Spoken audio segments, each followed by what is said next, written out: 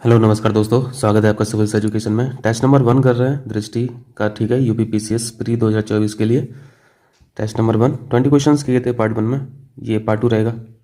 और एक बात और ध्यान दीजिए, आप लोग टेस्ट सीरीज स्टार्ट कुछ लोग कर भी चुके होंगे, कुछ अभी शुरू कर रहे होंगे। तो जो अभी शुरू कर रहे हैं वो सिनॉप्सिस जरूर बनाते रहें, ठीक है। टेस्ट 1 से लेकर जितने भी दृष्टि ने टेस्ट कराए हैं यूपीपीसीएस प्री के लिए, सारे टेस्टों की आपके पास सिनॉप्सिस होना चाहिए ताकि लास्ट टाइम पे आप रिवाइज कर सकें, क्योंकि टेस्ट सीरीज का रिवीजन बहुत ज़रूरी होता है। तो एक शॉर्ट नोट्स जरूर बनाएं, ठीक है। टेस्ट 1 से लेके जितने भी टेस्ट रहेंगे सारी सिनॉप्सिस आपके पास रहेगी तो आसान रहेगा, आपका रिवीजन बढ़िया से हो जाएगा, ठीक है। तो हम लोग क्वेश्चन नंबर 21 से शुरू करेंगे। देखें 21, यहाँ पे बताइए निम्नलिखित घटनाओं पर विचार करना है। बंगाल का विभाजन लिखा हुआ है, partition of Bengal. Surat division भी है, सूरत स्प्लिट भी है। बंगाल विभाजन के विरुद्ध बहिष्कार प्रस्ताव पारित किया गया। बस यहाँ पे क्रोनोलॉजी पूछा है, तो आसान है, बहुत कठिन क्वेश्चन नहीं है। पहला है बंगाल विभाजन। बंगाल का विभाजन लागू कब हुआ था? ये अक्टूबर 1905 में हुआ था, ठीक है, अक्टूबर 1905 में। वैसे डिवीज़न तो लॉर्ड कर्जन ने 1905 जनवरी के मंथ में ही कर दिया था, ठीक है, ये सब भी ध्यान रखें। पार्टीशन कब हो गया था? जनवरी 1905 में। लागू कब हुआ? अक्टूबर के मंथ में। सूरत डिवीज़न ये 1907 की बात है। आप लोगों ने देखा होगा इंडियन नेशनल कांग्रेस के जितने भी सेशन हुआ करते थे ज़्यादातर नवंबर और दिसंबर के मंथ में हुआ करते थे, ठीक है। तो ये सूरत डिवीज़न 1907 दिसंबर यहाँ पे ऐड कर लीजिए। बंगाल विभाजन के विरुद्ध बहिष्कार प्रस्ताव पारित किया गया, ये अगस्त 1905 की बात है, ठीक है, अगस्त 1905। और दादा भाई नौरोजी ने घोषणा की कि कांग्रेस का लक्ष्य स्वराज है, ये दिसंबर। देखो ये भी किसी सेशन में ही हुआ होगा इंडियन नेशनल कांग्रेस के। ये जो कांग्रेस का लक्ष्य इन्होंने स्वराज बताया, घोषणा की, ये दिसंबर 1906 की बात है। तो यहाँ पे अब टाइम आपको पता चल गया तो ये मिला लेना, मिला ही दे रहे हैं। सबसे पहले अगस्त 1905 हो गया, ठीक है, ये तीसरा ऑप्शन हो गया। उसके बाद फिर ये अक्टूबर 1905 हो जाएगा, उसके बाद दिसंबर 1906 हो जाएगा, और फिर लास्ट में सूरत विभाजन 1907 हो जाएगा। बी ऑप्शन यहाँ पे राइट है। क्लियर है? चलिए नेक्स्ट क्वेश्चन है, 22वां क्वेश्चन है। प्रार्थना समाज ने सामाजिक जागरूकता के लिए कौन सा समाचार पत्र शुरू किया था? यहाँ पे चारों फैक्ट इंपॉर्टेंट है। सबसे पहले तो प्रार्थना समाज का ही देख ले रहे हैं। प्रार्थना समाज ने सामाजिक जागरूकता के लिए जो समाचार पत्र शुरू किया उसका नाम है सुबोध पत्रिका, ठीक है, इसका नाम था सुबोध पत्रिका। अब इनके संस्थापक भी जानना है सभी, ये जो समाचार पत्र लिखे हैं। यहाँ पे देखिए पहला लिखा है बंगदूत। बंगदूत अखबार जो था इसकी स्थापना की थी राजा राम मोहन रॉय साहब ने, ध्यान रखना है। दिग्दर्शन इसकी शुरुआत की थी बाल शास्त्री जाम्भेकर। यहाँ पे साइड में लिख दे रहा हूँ, इसको फुल स्क्रीन पे देखना, ठीक है, क्योंकि इंग्लिश और हिंदी चूंकि ये बाइलिंगुअल है तो फॉन्ट छोटा होगा, तो आप लोग फुल स्क्रीन पे देखिएगा तो क्लियर दिखेगा।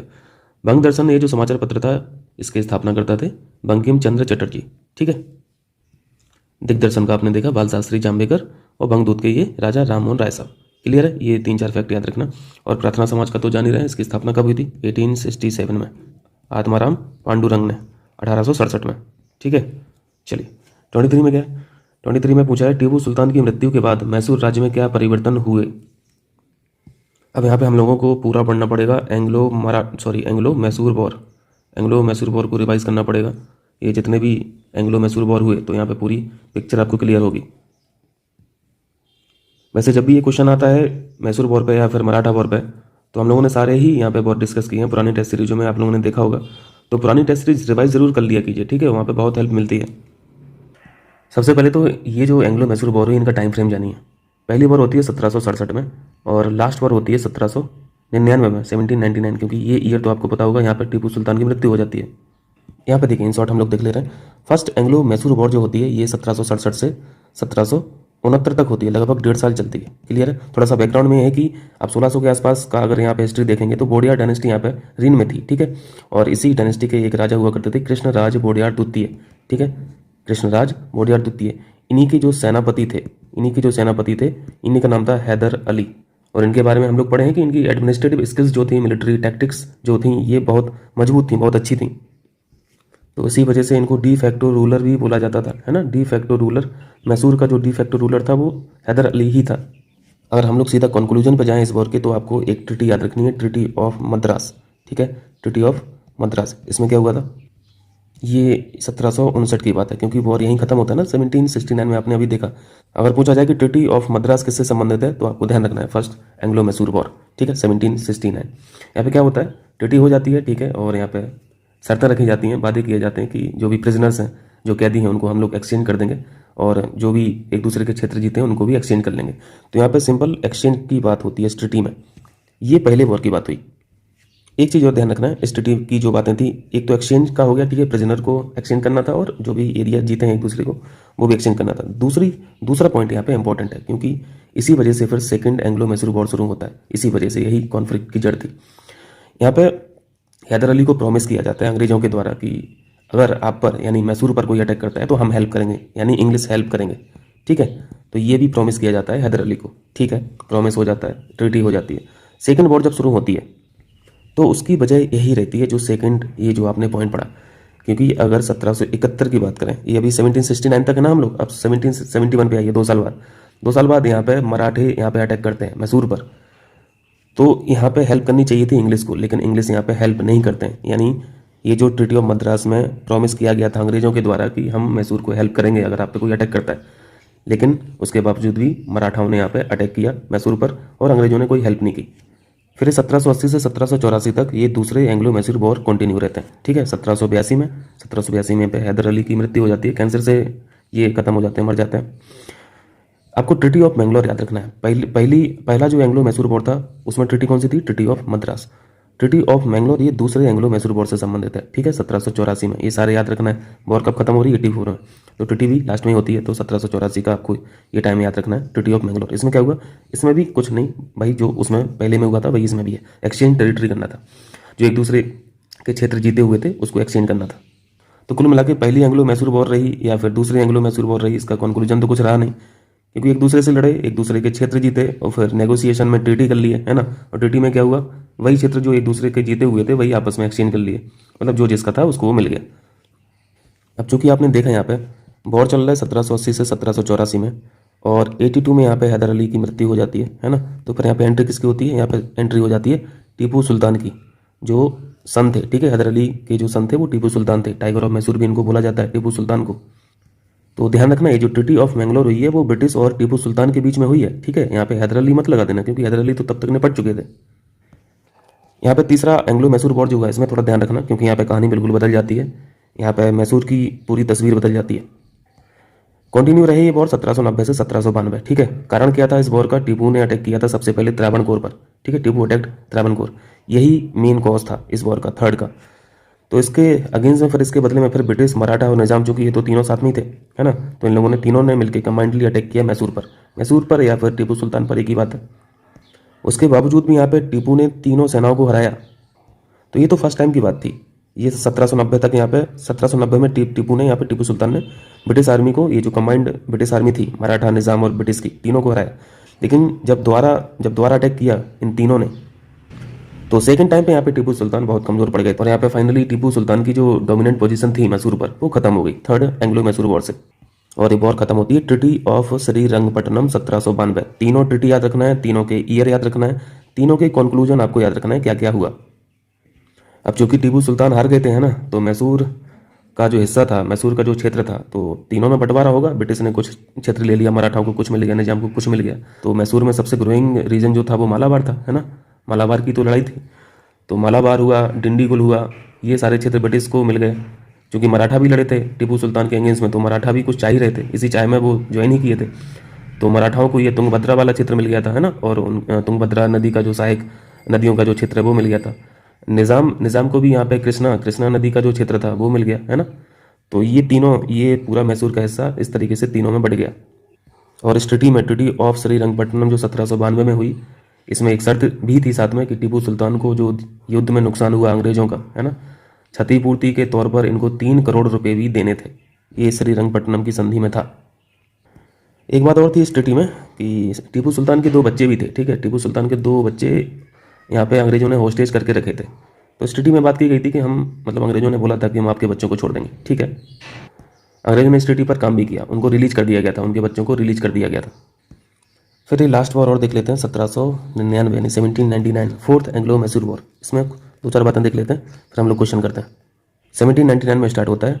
देखिए 1796 में जब हिंदू रूलर, ये जो बोडियार वंश का जो हिंदू शासक था वो खत्म हो जाता है, तो इसके बाद फिर टीपू खुद को यहाँ पे सुल्तान यहाँ पे खुद को डिक्लेयर कर देते हैं।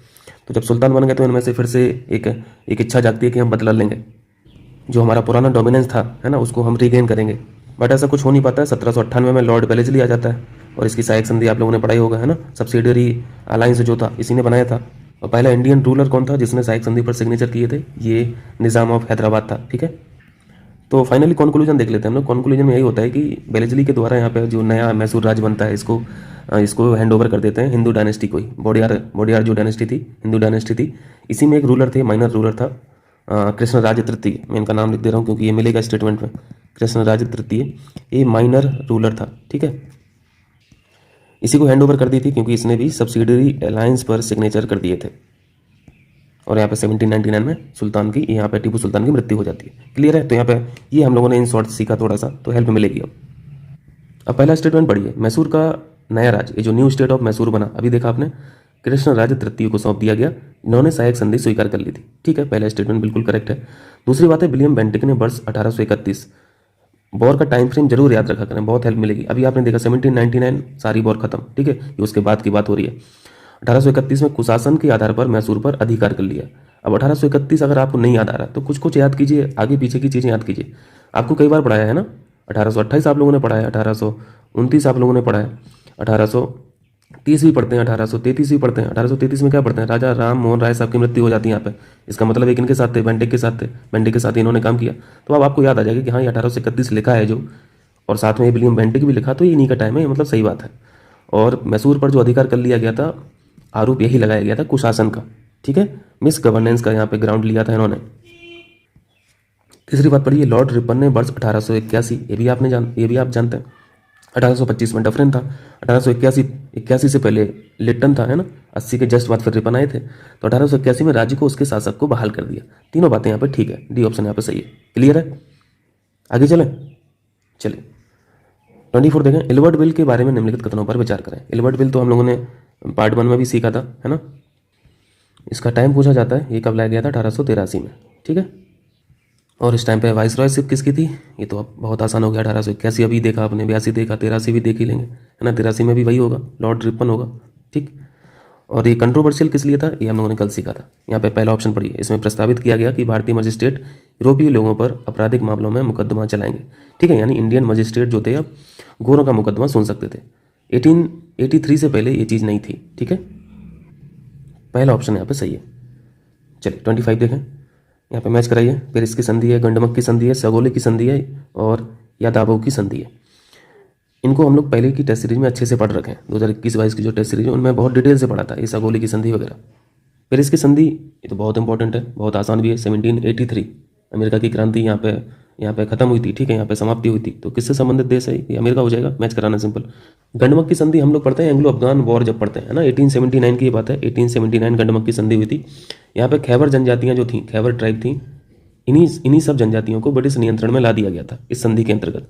तो ये किससे संबंधित हुआ? एंग्लो अफगान वॉर से संबंधित है, तो अफगानिस्तान हो गया। ये भी सही मैच है। सगोली की संधि, ये नेपाल के बारे में हम लोग पढ़ते हैं ना, 1815 में। ईयर बहुत इंपॉर्टेंट है। नेपाल और ईस्ट इंडिया कंपनी के बीच यहाँ पे सिग्नेचर हुए थे। ठीक है,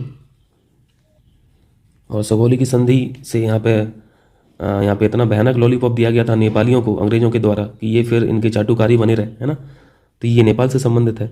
और यादाम्बू की संधि ये बर्मा से संबंधित है। एंग्लो बर्मा वॉर पढ़ेंगे तो आप यहाँ पे संबंधित जो देश है वो बर्मा हो जाएगा। तो यहाँ पे पहला और दूसरा मैच है ना, तीसरा और चौथा गलत मैच है। ये ऑप्शन यहाँ पे राइट है। ठीक है, देखिए 29 यहाँ पे पूछा गया है, निम्नलिखित में से किसने प्राउड रिजर्व की नीति लागू की? प्राउड रिजर्व का मतलब था कि देखो, अंग्रेजों के कुछ ऐसे क्षेत्र थे जहाँ पे उनका प्रभाव था, तो ऐसे प्रभाव वाले क्षेत्रों में उन क्षेत्रों को उनको सुरक्षित भी करना था। ठीक है, तो उन्हीं क्षेत्रों की जो बाउंड्री है उसी को डिसाइड करना, उसी को निर्धारित करना, बफर स्टेट बनाना, ठीक है, उनको चूज करना, उन पर कब्जा करना, ये सारी चीज़ें प्राउड रिजर्व में आती थी। ये 1876 की बात है। ठीक है, जब प्राउड रिजर्व की नीति लागू की गई। और 1876 में कौन था? आसान है, लॉर्ड लिट्टन थे। ठीक है, लॉर्ड लिट्टन। इसके बाद कौन आया था? लॉर्ड रिपन आए थे। इसके बाद फिर लॉर्ड डफरिन आए थे जब इंडियन नेशनल कांग्रेस की स्थापना की गई थी। तो यहाँ पे ये ऑप्शन राइट हो जाएगा। ठीक है, चलिए 30 देखें। 30 में क्या है? कथन कारण का क्वेश्चन है। असहयोग आंदोलन के दौरान मोतीलाल नेहरू, CR दास, C राजागोपालाचारी और आसफ अली जैसे कई वकीलों ने अपनी वकालत छोड़ दी। ठीक है, मोतीलाल नेहरू थे, CR दास साहब भी थे, और C राजगोपालाचारी भी थे, आसिफ अली भी थे। ठीक है, सभी वकील थे पेशे से। इन्होंने वकालत छोड़ दी असहयोग आंदोलन के दौरान। स्टार्ट कब किया गया था? 1920 में। इंडियन नेशनल कांग्रेस के जो 1920 का जो सेशन था कलकत्ता वाला, वहाँ पे स्टार्ट किया गया था। कारण में लिखा है इस आंदोलन की विदेशी मानद और सरकारी उपाधियों का बहिष्कार एक महत्वपूर्ण विशेषता थी। बिल्कुल करेक्ट है, सरकारी उपाधियों का बहिष्कार करना था, इसी के चलते ये एक्शन लिया गया था।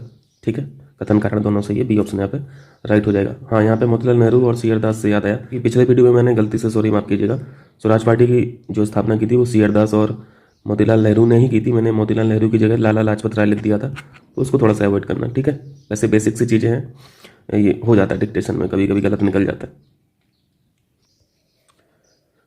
आइए नेक्स्ट करते हैं 31 में, निम्नलिखित में से किसने सबसे पहले भारत के लिए संविधान बनाने के लिए संविधान सभा का विचार रखा था।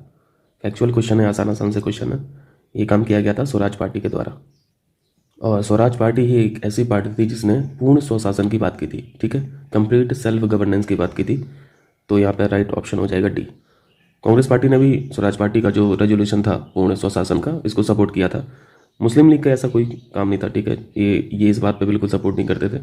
मुस्लिम लीग का तो एक अलग ही फंडा था। ठीक है, इनको तो सेपरेशन चाहिए था, मुस्लिम और हिंदू वाला, ये तो अलग राष्ट्र की बात किया करते थे। ठीक है, तो डी ऑप्शन यहाँ पे सही है। स्वराज पार्टी स्थापना कब की गई थी? 1 जनवरी 1923, सी आर दास और मोतीलाल नेहरू। 32 बोस ने मार्च 1940 में रामगढ़ में एक समझौता विरोधी सम्मेलन बुलाया जो संयुक्त प्रयास था। यहाँ पे पूछा है किस किस एसोसिएशन का ये जॉइंट एफर्ट था। देखिए यहाँ पे फॉरवर्ड ब्लॉक था और किसान सभा थी, इन दोनों का यहाँ पे जॉइंट एफर्ट के चलते ये समझौता विरोधी सम्मेलन बुलाया गया था। यहाँ पे एटक का काम नहीं था, ये जो लिखा है all India trade union Congress, AITUC, ये संयुक्त प्रयास में नहीं था। पहला और दूसरा यहाँ पे सही है, ये ऑप्शन। चलिए बताइए, फॉरवर्ड ब्लॉक की स्थापना कब की गई थी? 1939 में। किसके द्वारा? बोस साहब ने इसकी स्थापना की थी। ठीक है, नेताजी सुभाष चंद्र बोस। कभी कभी महासचिव पूछ लेता है इसके, ऑल इंडिया फॉरवर्ड ब्लॉक जो था, तो जनरल सेक्रेटरी याद रखना, जनरल सेक्रेटरी देवव्रत विश्वास थे। ठीक है, देवव्रत विश्वास। नेक्स्ट देखें, निम्नलिखित युग्मों पर विचार करें। यहाँ पे समाचार पत्र और उनके संस्थापक से मिलाना है। बंग दर्शन सबसे आसान है, बंग से यहाँ पे बंकिम चंद्र चटर्जी लगा दीजिए, हम लोगों ने पहले पार्ट में किया था। इसके सामने दयाल सिंह मजीठिया लिखा है, ये तो गलत है। हिंदू पैट्रियट, ये सही है, गिरीश चंद्र घोष। भारतीय समाजशास्त्री, ये श्यामजी कृष्ण वर्मा थे। और परिदर्शक, ये बिपिन चंद्रा थे। यानी ये तो सही मैच है, सी भी सही मैच है, डी भी सही मैच है। यहाँ पे गलत पूछा है आपसे प्रश्न में, तो यहाँ पे बी ऑप्शन राइट हो जाएगा। ठीक है, बंग दर्शन बंकिम चंद्र चटर्जी के द्वारा ये समाचार पत्र था, दयाल सिंह मजीठिया के द्वारा नहीं। नेक्स्ट क्वेश्चन कीजिए, 34 में पूछा गया आपसे कथन कारण का क्वेश्चन है। गांधी जी ने भारतीय लोगों से 6 अप्रैल 1919 को रोलेट एक्ट के विरोध में हिंसा दिवस के रूप में मनाने का आह्वान किया। 6 अप्रैल ध्यान रखना, ये गांधी जी ने रोलेट एक्ट के विरोध में हिंसा दिवस के रूप में मनाने का आह्वान किया था। कारण में लिखा है इस एक्ट ने अभिव्यक्ति की स्वतंत्रता जैसे मौलिक अधिकारों पर अंकुश लगाया और पुलिस शक्तियों को मजबूत किया। ठीक है, यहाँ पे कारण एक्सप्लेन कर रहा है कथन को, बी ऑप्शन सही है। इस एक्ट के विरोध में तमाम सत्याग्रह किए गए, हड़तालें की गई, प्रदर्शन किए गए। फिर बाद में देखा आप लोगों ने कि अंग्रेजों ने इसको बहुत क्रूर तरीके से इसको ख़त्म करने के लिए प्रयास भी किए थे, जिसमें से एक एक्टिविटी हम लोग पढ़ते हैं जलियांवाला बाग हत्याकांड का, है ना, जलियांवाला मासेकर, 13 अप्रैल, ध्यान रखना है तारीख, 13 अप्रैल 1919।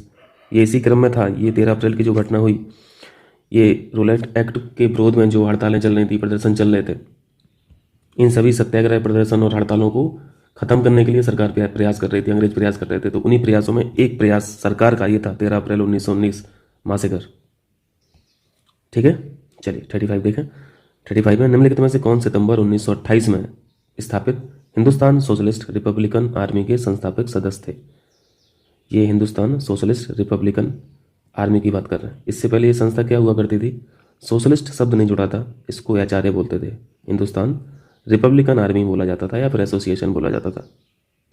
और ये जो सोशलिस्ट शब्द जुड़ा था, ये किनके प्रयासों से जुड़ा गया था? ये भगत सिंह के प्रयासों से जुड़ा गया था 1928 में। ठीक है, HS आर्य बनी और उस टाइम पे संस्थापक थे ये अशफाकुल्ला खां थे, चंद्रशेखर आजाद साहब थे, भगत सिंह थे, सुखदेव थापर और जोगेश चंद्र चटर्जी थे। तो यहाँ पे भगत सिंह का नाम दिख रहा है, जोगेश चंद्र चटर्जी का भी नाम दिख रहा है। अजय घोष ये तो दूसरी पार्टी के प्रमुख नेता हुआ करते थे, पार्टी का नाम था इंडियन कम्युनिस्ट पार्टी। ठीक है, तो यहाँ पे 1 और 2 सही है, केवल 1 और 2, ये ऑप्शन यहाँ पे राइट है। और एक चीज़ और ध्यान रखना, ये जो हिंदुस्तान रिपब्लिकन एसोसिएशन थी, इसकी स्थापना 1924 में की गई थी कानपुर में। ठीक है, इसके बाद जब 1928 में सोशलिस्ट शब्द इसमें जुड़ गया तो ये पार्टी बन गई फिर HSRA। और इसकी स्थापना आपने देखा अभी, इसकी स्थापना दिल्ली में की गई थी 1928 में। तो ये कानपुर और दिल्ली याद रखना। चलिए 36 फॉरवर्ड ब्लॉक फिर से क्वेश्चन आया, सुभाष चंद्र बोस साहब, ऑल इंडिया फॉरवर्ड ब्लॉक 1939। पहला स्टेटमेंट है, इसकी स्थापना सुभाष चंद्र बोस द्वारा कांग्रेस के भीतर एक नई पार्टी के रूप में की गई थी। ठीक है, ये बात बिल्कुल करेक्ट है। इसके निर्माण के फलस्वरूप सुभाष चंद्र बोस को 3 वर्ष के लिए कांग्रेस में कोई भी पद धारण करने से प्रतिबंधित कर दिया गया था। दूसरी बात भी सही है। यहाँ पे एक चीज़ ध्यान रखना, इंडियन नेशनल कांग्रेस जो थी वो साहब को कांग्रेस से नहीं हटाया गया था। ठीक है, हाँ, प्रोविंस लेवल पर, जो बंगाल की प्रोविंस लेवल पर कांग्रेस कमेटी थी, इस कमेटी से जरूर हटा दिया गया था, लेकिन जो लीडिंग पार्टी थी इंडियन नेशनल कांग्रेस, इससे नहीं हटाया गया था। बस जो रिस्ट्रिक्शंस थे ये आपको दूसरे स्टेटमेंट में दिख रहा है कि 3 साल तक इनको कोई पद नहीं दिया गया था। सी ऑप्शन यहाँ पर राइट है। ठीक है, चलिए 37 देखें। 37 में पूछा है, प्रांतीय चुनाव के संदर्भ में बताना है 1937 के जो प्रोविंशियल इलेक्शन हुए, ये ऑप्शन में लिखा है साइमन कमीशन के आदेश के अनुसार ब्रिटिश भारत में वर्ष 1937 में प्रांतीय चुनाव आयोजित किए गए थे। इलेक्शन का काम किया गया था 1937 में, लेकिन ये साइमन कमीशन के आदेश के अनुसार नहीं था, ये 1935 का जो इंडियन गवर्नमेंट एक्ट था उसके अनुसार था। ठीक है, तो पहली बात गलत है यहाँ पे। बी ऑप्शन है, यह चुनाव सीमित वयस्क मताधिकार पर आधारित था। दूसरी बात ठीक है, क्योंकि चुनाव 11 प्रांतों में किए गए थे, जिसमें से संयुक्त प्रांत था, है ना, मद्रास था, मध्य प्रांत था। मध्य प्रांत यानी ये मध्य प्रदेश, संयुक्त प्रांत उत्तर प्रदेश को बोला जाता था, बिहार, उड़ीसा, असम, है ना, नॉर्थ वेस्ट और फ्रंटियर जो प्रोविंस था, बंगाल, पंजाब, बॉम्बे, इस तरीके से 11 प्रोविंस हुआ करते थे जिसमें इलेक्शन हुए थे, जिसमें से 8 पर ये कांग्रेस जीत भी गई थी। दूसरा स्टेटमेंट यहाँ पे करेक्ट है। सी ऑप्शन में लिखा, कांग्रेस ने चुनावी घोषणा पत्र के माध्यम से भारत सरकार अधिनियम 1935 की पूर्ण स्वीकृति की पुष्टि की। पूर्ण स्वीकृति नहीं थी, पूर्ण अस्वीकृति थी। ठीक है, अस्वीकृति थी। तो ये छोटी छोटी गलतियां ध्यान रखना। सी ऑप्शन गलत है, तो डी तो ऑब्वियसली गलत है। यहाँ पे सही पूछा था आपसे, बी ऑप्शन यहाँ पे राइट है। ठीक है, चलिए 38 देखें। इंडियन नेशनल लिबरल एसोसिएशन की स्थापना किसने की? इंडियन नेशनल लिबरल एसोसिएशन स्थापनाकर्ता तो थे सुरेंद्र नाथ बनर्जी साहब। ठीक है, सुरेंद्र नाथ बनर्जी, और बाकी जो मेन लीडर थे इस फेडरेशन के, इस एसोसिएशन के, वो थे तेज बहादुर सप्रू साहब, है ना, एम आर जयकर साहब, ये सभी लीडर हुआ करते थे इस पार्टी के, इस एसोसिएशन के। सी ऑप्शन यहाँ पे ठीक है। 39 है, निम्नलिखित में से किसने भारत महिला परिषद की स्थापना की? भारत महिला परिषद, इस परिषद को लेडीज सोशल कॉन्फ्रेंस भी बोला जाता है, लेडीज सोशल कॉन्फ्रेंस। ठीक है, तो इस नाम से भी ध्यान रखना। ये काम किया था 1904 में रमाबाई रनाडे ने। ठीक है, बी ऑप्शन। इनको जानिए साथ में, पंडिता रमाबाई सरस्वती जी थी, ये इन्होंने आर्य महिला समाज की स्थापना की थी। ठीक है, आर्य महिला समाज की स्थापना की थी। इनके नाम के आगे पंडिता लिखा है। ठीक है, ये पंडिता एक पदवी हुआ करती थी। ठीक है, ये पदवी का नाम है, क्योंकि इनको संस्कृत भाषा का बहुत अच्छा ज्ञान था, इस वजह से इनको ये उपाधि दी गई थी पंडिता। ठीक है, चलिए 40 देखिए। निम्नलिखित में से किसने मासिक पत्रिका बीतल विध्वंसक शुरुआत की? ये जो हिंदी में इन्होंने ट्रांसलेट किया है बीतल, ये बीतल नहीं है, वास्तव में क्या है, ये वाइटल है। ठीक है, इंग्लिश में पढ़ लेना, वाइटल। इसका सिंपल सा मतलब था ब्राह्मणवादी व्यवस्था जो थी उसको नष्ट करने वाला। ठीक है, ब्राह्मणवादी व्यवस्था को नष्ट करने वाला। ये मासिक पत्रिका की शुरुआत करने वाले थे गोपाल बाबा बालंकर। ठीक है, ये ऑप्शन यहाँ पे सही है। इंपॉर्टेंट क्वेश्चन है, ध्यान रखना। जातिगत भेदभाव के खिलाफ इन्होंने काफ़ी काम किया। निम्न जातियों के जागरण के आंदोलन में इनको पायनियर माना जाता है, अग्रणी माना जाता है। ठीक है, चलिए 41 देखें। सर सैयद अहमद खान के संबंध में बताना है हम लोगों को। पहला स्टेटमेंट है, वर्ष 1878 में इंपीरियल लेजिस्लेटिव काउंसिल के सदस्य बने। ठीक है, सदस्य बने थे। निष्ठा तो इतनी ज़्यादा थी अंग्रेजों से कि ये इन्होंने नाइटहुड की उपाधि भी प्राप्त कर ली थी। ठीक है, दूसरा स्टेटमेंट है, उन्होंने पर्दा, बहुविवाह, पीरी तथा मुरादी प्रथा का समर्थन किया। देखिए यहाँ पे समर्थन लिखा है, समर्थन नहीं किया था। ठीक है, ये विरोध में थे इन सब चीज़ों के, पर्दा प्रथा के विरोध में थे, ये बहुविवाह के का भी विरोध करते थे, ये पीरी और मुरादी प्रथा जो हुआ करती थी इसके भी विरोध में रहते थे, निंदा ही की हमेशा। तो ये दूसरी बात यहाँ पे गलत है। ये थोड़ा कमेंट करके बताना, पीरी और मुरादी प्रथा, इससे आप लोग क्या समझते हैं?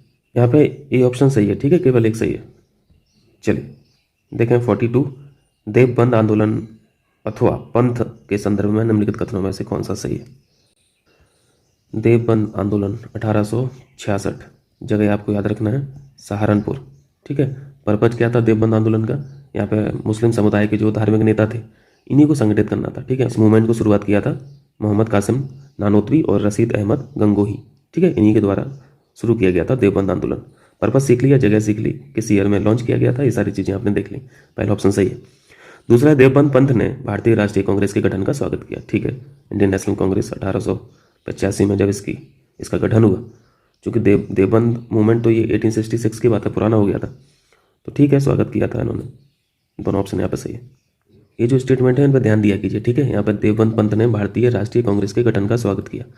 इस स्टेटमेंट को वो ऐसे भी कर सकता था कि देवबंद पंथ ने, ये जो सर सैयद अहमद खान के जो ऑर्गेनाइजेशन थे, संगठन थे, जैसे यूनाइटेड पैट्रियोटिक एसोसिएशन थी, एक मोहम्मदन एंग्लो ओरिएंटल एसोसिएशन थी, तो यहाँ पे इंडियन नेशनल कांग्रेस को काट के अगर इन दोनों ऑर्गेनाइजेशन का नाम लिख दे, है ना, यूनाइटेड पैट्रियोटिक एसोसिएशन, तो एक स्टेटमेंट ऐसे भी बन सकता है कि देवबंद पंथ ने यूनाइटेड पैट्रियोटिक एसोसिएशन और मोहम्मदन एंग्लो ओरिएंटल एसोसिएशन के गठन का स्वागत किया, तो फिर मुश्किल हो जाता। तो आपको ध्यान रखना है कि देवबंद पंथ ने इंडियन नेशनल कांग्रेस की स्थापना का ठीक है सपोर्ट किया था स्थापना की, लेकिन सर सैयद अहमद खान के जो संगठन थे इनका विरोध किया था। ठीक है, ये बात आपको थोड़ा ध्यान रखना है। आगे चलें, देखें 43। वर्ष 1907 में स्थापित Indian society of oriental art द्वारा प्रदान की जाने वाली छात्रवृत्ति सर्वप्रथम किसने प्राप्त की? अब यहाँ पे ये जो चारों नाम लिखे हैं बहुत बड़े आर्टिस्ट भी हैं, है ना। अवनींद्र नाथ टैगोर बहुत बड़े आर्टिस्ट थे, नंदलाल बोस आइकॉनिक हैं अपने आप में आर्ट फील्ड में, तो यहाँ पे सभी आर्ट की फील्ड में ही हैं और आर्ट के अलावा भी बहुत सारे क्षेत्रों में ये सब अपना स्थान रखते हैं। खासतौर से अवनींद्र नाथ टैगोर और नंदलाल बोस को हम लोग कला के क्षेत्र में जहाँ तक हम लोगों ने पढ़ा है। फिलहाल यहाँ पे जो क्वेश्चन पूछा गया है, छात्रवृत्ति की बात जो पूछी गई है, ये छात्रवृत्ति सर्वप्रथम मिली थी नंदलाल बोस को। ठीक है, बी ऑप्शन ठीक है। देखें 44 कथन कारण का क्वेश्चन है। इंडियन नेशनल कांग्रेस के नरमपंथी यह समझने में विफल रहे कि अंग्रेजों द्वारा विधान परिषद में किए गए सुधारों का उद्देश्य नरमपंथियों को पुरस्कृत करने के बजाय गर्मपंथियों को अलग थलग करना था। ये बिल्कुल ठीक है। ये जो नरमपंथी और गर्मपंथी का जो कॉन्फ्लिक्ट था, ये तो आप 1905 से ही देखते हैं ना। 1905 का जो यहाँ पे इंडियन नेशनल कांग्रेस का सेशन हुआ था बनारस में, गोखले साहब ने इसको चेयर किया था, तभी से ये मतभेद देखने को मिलने लगे थे। और बिल्कुल 36 का आंकड़ा था। जो नरमपंथी चाहते थे, जो नरमपंथियों की विचारधारा थी, उनसे जस्ट अपोजिट गर्मपंथियों की थी। नरमपंथियों का एक मेन ऑब्जेक्टिव ये था कि हमारी बस जैसे तैसे कैसे भी एंट्री हो जाए परिषद में, है ना, भारतीयों की एंट्री हो जाए, तो फिर हम ऑफिशियल तरीके से एक चैनल के माध्यम से अपने एम को प्राप्त करेंगे। लेकिन गर्मपंथियों की ऐसी सोच नहीं थी और गर्मपंथियों का ये मानना था कि जनता जो आक्रोशित है, गुस्से में बैठी है, उत्तेजित है, ये आज़ादी की लड़ाई करने के लिए बिल्कुल तैयार है। लेकिन नरमपंथी इसी चीज़ से डरते थे कि गर्मपंथी कुछ ऐसा कांड ना कर दें कि हम लोग की एंट्री ही बंद हो जाए। और नरमपंथियों का डरने का डर ये भी था गर्मपंथियों की एक्टिविटी से, क्योंकि नरमपंथी अच्छे से समझते थे कि अपने बेसिक ताकतें जो हैं वो बहुत मजबूत हैं, है ना। जलियांवाला एक एग्जाम्पल था ही। तो दोनों ही विचारधाराओं के लोग अपनी अपनी लाइन पर काम कर रहे थे। लेकिन इतनी बात जरूर सही है कि नरमपंथियों ने ये रियलाइज़ नहीं किया कि ये जो विधानसभा में प्रयास किए जा रहे हैं अंग्रेजों के द्वारा, ये वास्तव में क्या है ना, इसका इम्पैक्ट क्या पड़ने वाला है। और कारण में लिखा है, चरमपंथी इस बात से अनभिज्ञ थे कि नरमपंथी आधिकारिक दमन के विरुद्ध उनकी रक्षा की प्राथमिक पंक्ति के रूप में कार्य कर सकते हैं। ये बिल्कुल करेक्ट है। अगर दोनों कोऑर्डिनेशन में काम करते, दोनों विचारधाराओं के लोग, नरमपंथी और गर्मपंथी, तो गर्मपंथी इस बात को समझ सकते थे कि ये जो नरमपंथी हैं ये डिफेंस की फ्रंट लाइन बन सकते हैं, बट ऐसा कुछ नहीं हुआ। तो यहाँ पे दोनों बातें सही हैं अपनी अपनी जगह। ठीक है, एक्सप्लेनेशन का यहाँ पे कोई सीन नहीं है। बी ऑप्शन यहाँ पे राइट है, बी नहीं, ए ऑप्शन यहाँ पे राइट है। ठीक है, चलिए कहाँ पे पहुँचे, 45। बताइए यहाँ पे कौन सा गलत है। पहला स्टेटमेंट है, सत्येंद्र सिन्हा वर्ष 1909 में वायसराय की कार्यकारी परिषद में नियुक्त होने वाले पहले भारतीय थे। बिल्कुल सही है, नाम याद रखना, सत्येंद्र सिन्हा। दूसरी बात है, 1909 के मार्ले मिंटो सुधार के अनुसार इंपीरियल लेजिस्लेटिव काउंसिल और प्रांतीय विधान परिषदों में निर्वाचित सदस्यों की संख्या में वृद्धि की गई। बिल्कुल सही है, ये सारे एक्ट आप लोगों ने पढ़ के रखे होंगे। 1909 का मार्ले मिंटो और 1919 का, ठीक है, चेम्सफोर्ड सुधार उनकी भाषा में थे, हम लोगों की भाषा में तो ये बेकार हुआ करते थे। ठीक है। अप्रैल 1906 में वरिंद्र कुमार घोष, भूपेंद्र नाथ दत्त ने साप्ताहिक युगांतर की शुरुआत की। बिल्कुल करेक्ट है, सारे फैक्ट पूछे जा चुके हैं। युगांतर साप्ताहिकी जो थी वरिंद्र कुमार घोष और भूपेंद्र नाथ दत्त। डी ऑप्शन में लिखा है, बारडोली सत्याग्रह का कारण यूरोपीय नील बागान मालिकों द्वारा लागू की गई 3 कटिया प्रणाली का विरोध था। बिल्कुल गलत है। बारडोली सत्याग्रह तो ये तो गुजरात की बात है ना, पटेल साहब की बात है। बारडोली के जो किसान थे इन पर टैक्सेशन बहुत ज़्यादा था, टैक्स ये लोग बहुत ज़्यादा बढ़ा रहे थे, तो उसी वृद्धि के खिलाफ था, टैक्स की वृद्धि के खिलाफ था। नील बागान से यहाँ पे कोई संबंध नहीं है। डी ऑप्शन यहाँ पे गलत है। ठीक है, ऑप्शन डी यहाँ पे करेक्ट हो जाएगा। चलिए, बारडोली सत्याग्रह कब हुआ था? 1928 में। 46 वर्ष 1905 में लंदन में इंडियन होम रूल सोसाइटी की शुरुआत किसने की? 1905 में लंदन में पूछा है। अंदर में कौन थे? श्याम जी कृष्ण वर्मा एक्टिव थे यहाँ पे, ठीक है। ध्यान रखना, इसको कभी कभी इंडिया हाउस के नाम से भी पूछा जाता है। इंडिया हाउस, इंडिया हाउस की स्थापना किसने की थी, शुरुआत किसने की थी? लगा देना, श्याम जी कृष्ण वर्मा जी। 47 है, गदर पार्टी के संबंध में बताएं। पहला स्टेटमेंट है हेडक्वार्टर वैंकूवर में था और इसकी अन्य शाखाएं अमेरिकी तटीय और सुदूर पूर्व क्षेत्र तक विस्तृत थी। दूसरी बात ठीक है, वैंकूवर में नहीं था, इसका हेडक्वार्टर सैन फ्रांसिस्को हम लोग पढ़ते हैं, ठीक है, सैन फ्रांसिस्को। पहली बात गलत हो गई। दूसरी बात है इसके सदस्यों का उद्देश्य भारत में विद्रोह की शुरुआत। भारत में विद्रोह की शुरुआत, ये बात तो गलत है भाई। 1914 में 2 घटनाएं, कामागाटा मारू की घटना और प्रथम विश्व युद्ध की शुरुआत ने से अपने उद्देश्यों के लिए काफ़ी प्रोत्साहन दिया। ये बात गलत है ना, भारत में विद्रोह की शुरुआत ये सब काम थोड़ी ना था इनका। गदर कार्यक्रम का उद्देश्य क्या था? भारतीय सैनिकों को हथियार बंद करना, है ना, विदेशों में जो भारतीय सैनिक है, क्रांतिकारी और साम्राज्यवादी विरोधी साहित्य का प्रसार करना, अधिकारियों की हत्या करना, उनकी प्लानिंग करना, है ना, कैसे हथियार जुटाए जाएं, ये सब चीज़ें करना। तो यहाँ पे दोनों बातें गलत हो जाती हैं, डी ऑप्शन सही है, सॉरी सी ऑप्शन सही है, ठीक है। देखें 48, निम्नलिखित में से किसका संबंध वर्ष 1915 की Berlin committee for Indian independence से नहीं था? वीरेंद्र नाथ चट्टोपाध्याय, इनका संबंध था। भूपेंद्र नाथ दत्त, इनका भी था। लाला हरदयाल का भी था। गुरुबख्श सिंह ढिल्लों का नहीं था। डी ऑप्शन यहाँ पे सही है। कभी कभी ये क्वेश्चन पूछा जाता है कि बर्लिन समिति की स्थापना किसने की थी, तो स्थापनाकर्ता यही है, ठीक है, वीरेंद्र नाथ चट्टोपाध्याय, भूपेंद्र नाथ दत्त, लाला हरदयाल। तो ये भी ध्यान रखना।